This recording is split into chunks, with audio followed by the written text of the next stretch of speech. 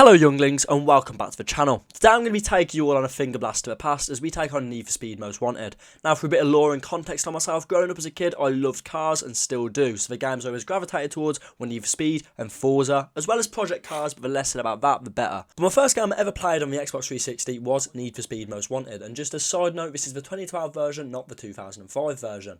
Now the 2012 version was very controversial with some pea-brained humans calling this the worst Need for Speed ever. However, small me with my balls were still well in my esophagus, loved the absolute fuck out of this game. The graphics were ahead of their time and I always got a tingly feeling in my stomach when I found a new car on the side of the road.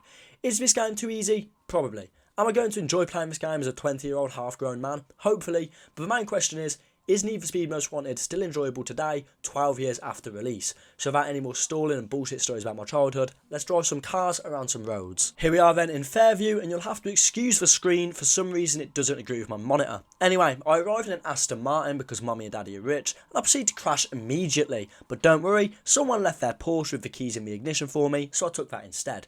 Anyways, turns out some bloke robbed me of my Aston and tried to race me. Little does he know I'm literally Ayrton Senna, and I absolutely smoked his ass. Now in Fairview, and past the shortest tutorial ever, it was time to find some sick ass cars. First up on that list was the Porsche 911 Turbo, a fire ass car but not quite fire enough, so I drove it to the next car robbery, which wasn't much better as it was a fucking pickup truck. I doubt I'm taking down any of the Most Wanted with this.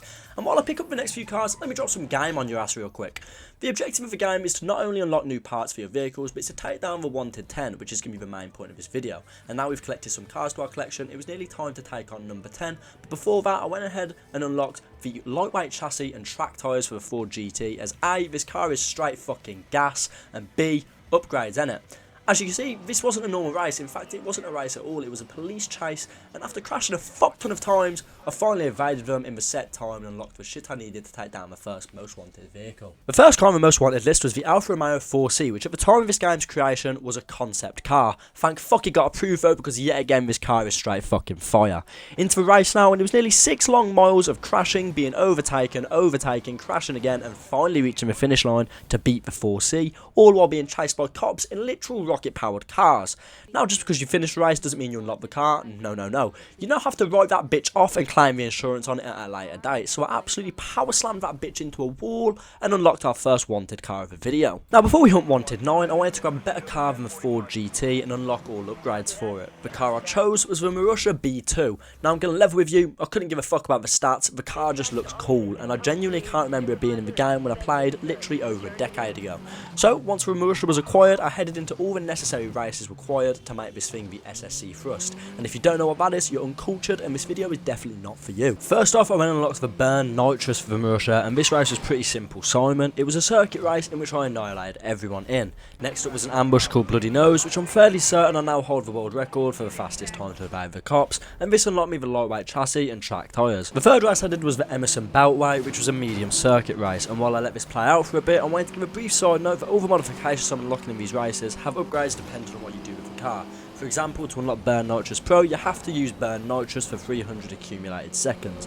Anyway, as you can see, I blitzed everyone on this race to earn long gears and reinforced chassis, and the next race was our first quote-unquote hard race of the video. I say quote-unquote because this shit was an absolute piece of piss, and this unlocked me the aero body and short gears.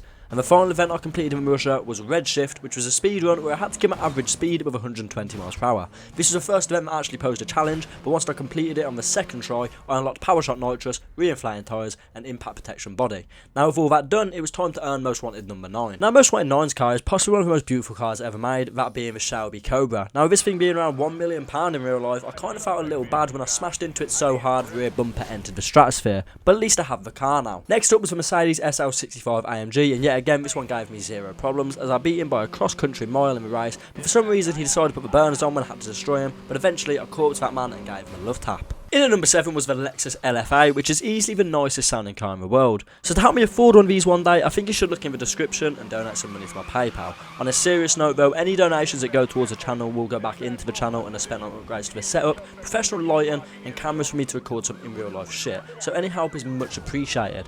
Anyway, now I've sold my soul, it's time to beat the Lexus. This race actually gave me a challenge, but I still managed to whip this motherfucker first try and once again sent the car to Moore's Mutual Insurance. Most Wanted 6 was none other than the McLaren 12C. Now I just wanted to say the intros to these Most Wanted cars are actually fucking awful. Why is this car coming out of the ground and entering shards of glass?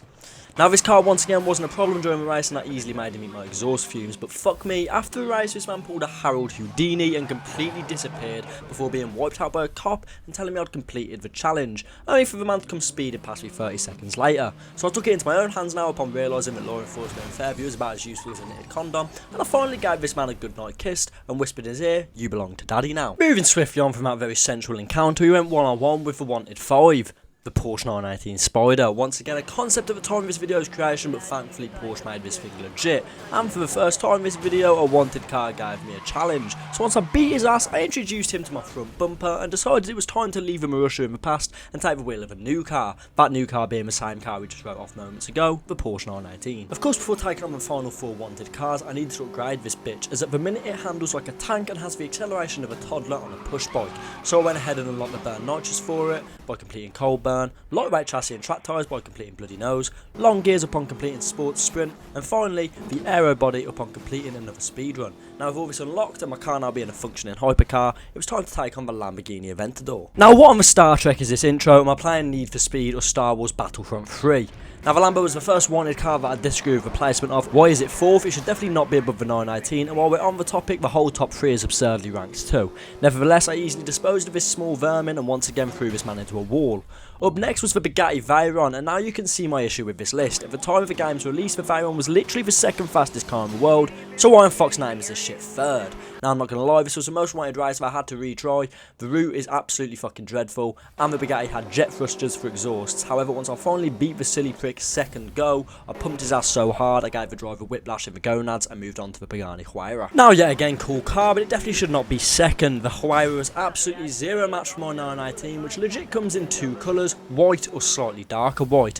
And once I beat him, I once again caused a build up on the M42 and claimed the new Pagani. Now ladies and gentlemen, it was finally time to face the most wanted car, the Koenigsegg Agera R. This car is straight fucking fire, but the race made me feel like I was in an intensive labour session for 5 hours, 10 miles of crashing and getting bumped by the Popo to finally earn my reward. I was so excited upon completing this race to earn my Koenigsegg, but oh wait, what's this? That's right ladies and gentlemen, that motherfucker just drove straight through a paywall and I was unable to take him down. Luckily for me, he had a death wish and came and found me at a nearby petrol station, to which I introduced him to God himself. And with that, Need for Speed Most Wanted was complete and the credits rolled. Now overall I can confidently say this game was nowhere near as good as I thought it was as a child. The cars feel heavy and clunky, even with upgrades. The drifting is extremely inconsistent. The map all feels the same and it feels as if there was no effort put into unique roads. The multiplayer is fun, but yet again with such a small and repetitive map you will easily get bored. Completing the Most Wanted races is extremely easy and doesn't provide a satisfaction upon completing them. With all this being said, I genuinely struggled to find some positives with the game.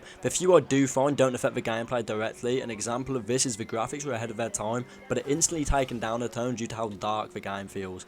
In all, I was blinded by nostalgia of this game, and coming back to it years later, I feel inclined to agree with the pea-brained humans, but this game was simply just not it, and I would have had more fun playing Hot Pursuit or even Rivals for that matter. So Need for Speed Most Wanted earns itself 2 meaty boners out of 5, and that is me being generous. Now if you did enjoy this video, feel free to subscribe and comment your thoughts on the game. It's a slightly shorter game review today, as the game doesn't pack as much content as Fallout 4 did, but I wouldn't expect that when a game's personality is writing off cars. Anyway, I hope you all enjoyed, and I'll see you in the next one. Peace.